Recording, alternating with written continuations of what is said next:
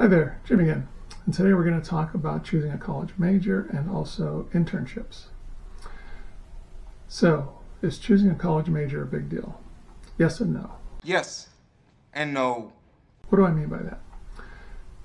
What I mean is that it's a big deal from the standpoint of choosing the right college major for you is a big deal. A lot of students choose a major because their parents say they should go into this, or their friends think they should go into this particular major, but they really don't have an interest in that. So from that aspect, they're picking the wrong major. When you pick the wrong major because you're not interested truly in the major, then you just decreased your chances of graduating dramatically. If on the other hand you choose the right major because you're actually interested in the major, you just increase dramatically your chances of graduating. So choosing the right major for you is a big deal from the standpoint of it is the first step in completing your degree. It's not a big deal in that it's not going to determine your life's work. A lot of students get caught up in that. They have to choose their life's work by putting down the major on the application. That's not the case. That is simply not true. A lot of students change their major. A lot of students have work in a field that's completely different from their undergraduate degree. My last job, I was a director of enrollment management and student services at a university, but my undergraduate degree was in marketing. That's very comforting coming from a marketing major at a party school. Now, why is that? That's because I went on for additional degrees after, an MBA, an educational specialist degree in higher education administration, and a PhD in organizational development / educational administration. So as you can see, you're not declaring your life's work by putting down the major on your application. Many people are also confused by the purpose of a minor. A minor can do two things. First, a minor can complement the major. So for example, if you major in information technology and have a minor in criminal justice, that's a good combination if you want to work for the FBI doing computer intelligence work, surveillance work. However, if you major in information technology with a minor in public health, that's also a good field to go into if you want to work in the IT department at a hospital. The second thing a minor can do is it can act as a backup plan. My daughter has a major in biology and a minor in art history. And she decided about halfway through her major that she wanted to actually work as an art curator. That's where the art history minor came in. And so she ended up getting a job at an animal museum. That's where the biology major came in. And the art history minor served as a backup plan because she was able to get the job because of her minor in art history. So it can also serve as a backup plan. And in some cases, actually, the major can complement the minor, as it was in her case. Read. A lot of students want to know how to exactly choose a major. That's normally a rather long discussion with someone like myself who's been in higher education for over 30 years. My contact information is at the end of this video.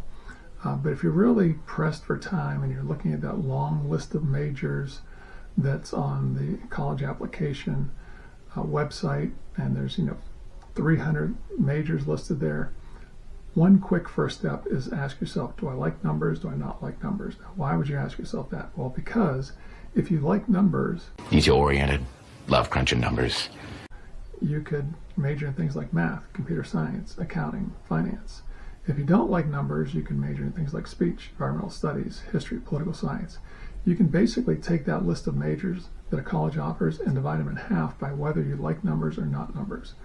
Most majors either have a lot of numbers in them, like math, computer science, accounting, finance, or have very few numbers classes in them, like speech, environmental studies, history, and political science. I was a communications major, Joe.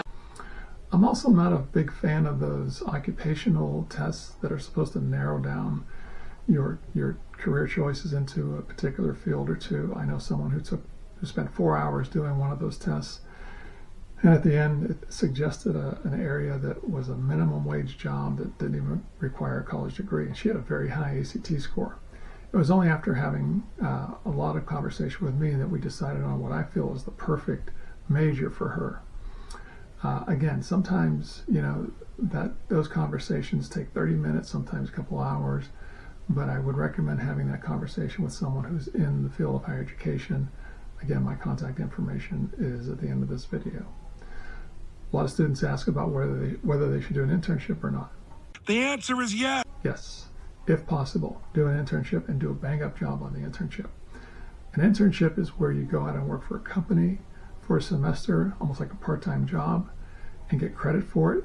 One example might be an accounting firm hires interns during tax season to help them out with doing people's taxes.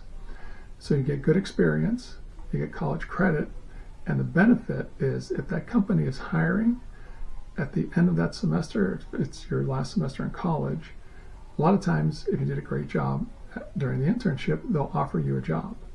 Worst case scenario, if they're not hiring, they could at least give you a good letter of reference because you did such a good job at the internship. Co-op is a little bit different. Co-op is usually set aside for engineering majors, and it's usually a 2-semester project where you're working on a specific project for a company that takes 2 semesters. Don't worry, the college will have it set up whether you're doing an internship or a co-op. That'll all be set up for you. You don't have to decide on one or the other. Okay, so that's everything you need to know about choosing a major, internships, co-ops. The next video is going to be a very interesting one about the fact there are no IEPs in college. And when you go to that video, we'll discuss that.